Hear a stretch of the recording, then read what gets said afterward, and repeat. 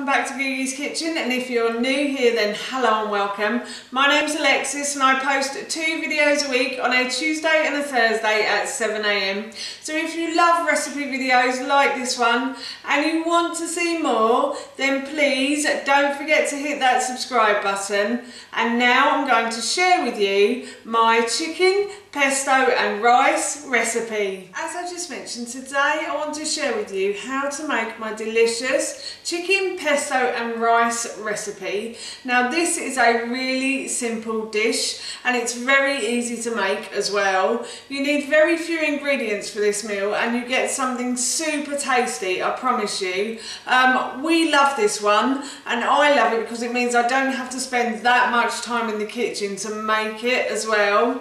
So yesterday we had a roast chicken dinner and I'm using the leftovers in this recipe. You don't have to use the leftovers, you can fry off some chicken, but if you do have leftovers then this is a great way to use them up as well.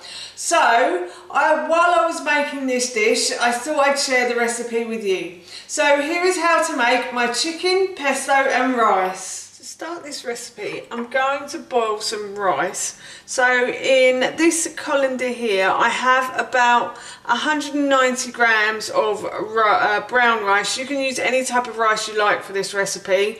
We actually just prefer brown rice, which is why I always like to use it in recipes. So yeah, I've got about 190 grams of rice which I've washed through my colander twice and I've left to drain for a little while. That is to serve 2 adults and 1 half portion, I'd say.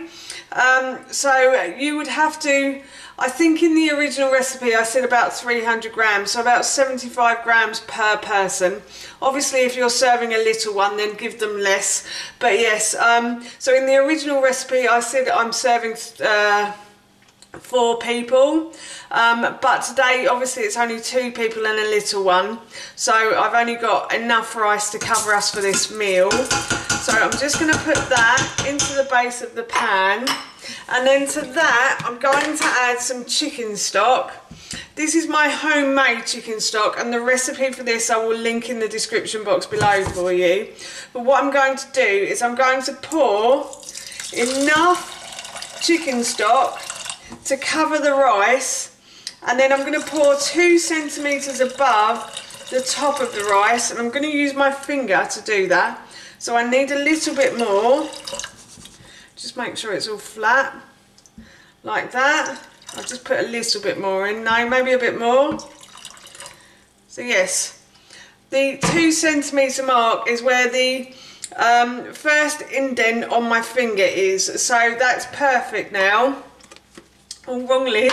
So I'm going to put the lid on and I'm going to bring this to the boil and then I'm going to leave it to simmer. So my rice is now coming to the boil, so I'm just going to turn the heat down, and as I said I'm going to leave this to simmer. I'm just going to add a little pinch of salt because I forgot to do that earlier.